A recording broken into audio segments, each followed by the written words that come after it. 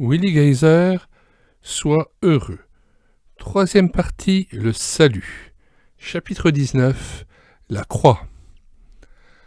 Lorsque nous traversons la belle province de Québec, nous rencontrons un peu partout des croix ou des crucifix nous rappelant la mort de Jésus-Christ.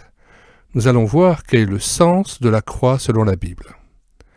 Durant la Deuxième Guerre mondiale, 2 pilotes aux commandes de leur Lancaster aperçurent soudainement un nuage en forme de croix qui avançait lentement sous leur appareil.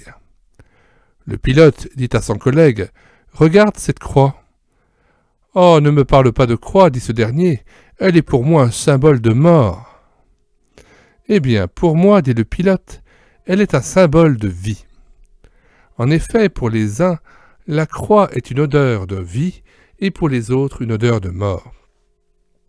En réalité, la croix a 2 faces, autrement dit, 2 significations. Le premier aspect est celui de la substitution. Jésus-Christ a pris notre place à la croix, car nous méritions le châtiment et la colère de Dieu à cause de notre péché. Or, il a pris sur lui le châtiment qui maintenant nous donne la paix. Ainsi, nous trouvons à la croix un plein pardon, car il a payé pour nous.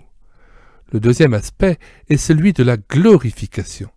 Nous savons que Christ n'est pas resté à la croix ni dans le tombeau, mais que Dieu l'a ressuscité et qu'il est maintenant vivant, assis à la droite de Dieu. Par la croix, il nous a frayé un chemin qui nous permet de nous approcher du trône de la grâce. Dieu peut maintenant exaucer nos prières à cause du sang versé à la croix. Aussi, est-il pour nous un souverain sacrificateur capable de comprendre et de secourir ceux qui s'approchent de Dieu par lui. Souvenons-nous que ce Jésus glorifié est Dieu, le Tout-Puissant, à qui rien n'est impossible, à qui toutes les puissances sont soumises. Approchons-nous donc de Dieu au nom de Jésus-Christ pour recevoir son pardon. Demandons-lui d'effacer notre culpabilité, mais venons à lui dans un esprit repentant.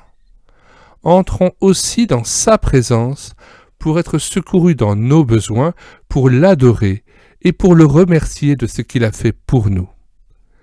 La Bible a dit, c'est aussi pour cela qu'il peut sauver parfaitement ceux qui s'approchent de Dieu par lui, étant toujours vivant pour intercéder en leur faveur.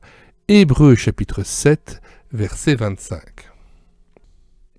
Si vous avez apprécié cette méditation, n'hésitez pas à liker ou à vous abonner à la chaîne Elle écoutait sa parole, Audiebat Verbum Christi, chaîne destinée à remettre en honneur les ouvrages épuisés ou non réédités de la littérature chrétienne par le biais d'un audiobook ou livre audio chrétien gratuit. Cet enregistrement s'est fait avec l'autorisation de Willi Geiser lui-même, auteur de l'ouvrage Sois heureux, en vue de la réalisation de cet audiobook.